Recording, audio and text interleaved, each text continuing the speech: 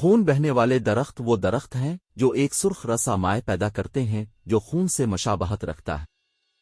خون بہنے والے درختوں کی دو قسمیں ہیں، ڈریگن کے خون کے درخت اور خون کے درخت۔ وہ مختلف علاقوں کے رہنے والے ہیں اور ان کے مختلف استعمال اور خصوصیات ہیں۔ ڈریگن کے خون کے درخت ڈرسینا ڈیکو کے یمن ایک کے ڈریگن خون کے جنگل میں پائے جاتے ہیں۔ ان کی ایک غیر معمولی شکل ہے جو کھلی چھتری کی طرح دکھائی دیتی ہے۔ ان کی سرخ رال مختلف دواؤں اور فنکارانہ مقاصد کے لیے استعمال ہوتی ہے، جیسے کہ اسہال، السر، انفیکشن اور سوزش کے علاج کے ساتھ ساتھ وائلن اور کپڑوں کو رنگنے کے لیے۔ بلڈ ووڈ کے درخت ٹیکٹونیا گرینڈس جنوبی افریقہ کے مقامی ہیں تین۔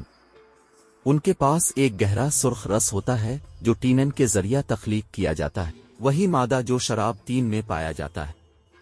ان کا رس انسانی خون کی طرح زخموں کو جمنے اور بند کرنے کے لیے ڈیزائن کیا گیا ہے۔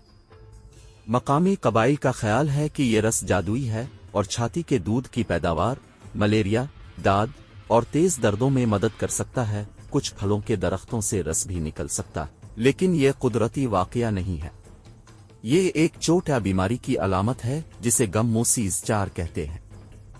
گموسس بیکٹیریل یا فنگل انفیکشن، ماحولیاتی تناؤ، کیڑوں کو پہنچنے والے نقصان یا باغبانی کے حادثات 4 کی وجہ سے ہو سکتا ہے۔ رس عام طور پر امبر رنگ کا ہوتا ہے اور چھال کے گیوہے سے نکلتا ہے۔ 4 گموسس کا علاج نکاسی کو بہتر بنا کر، بیمار چھال کو ہٹا کر اور فنگسائڈز 4 کے استعمال سے کیا جا سکتا ہے۔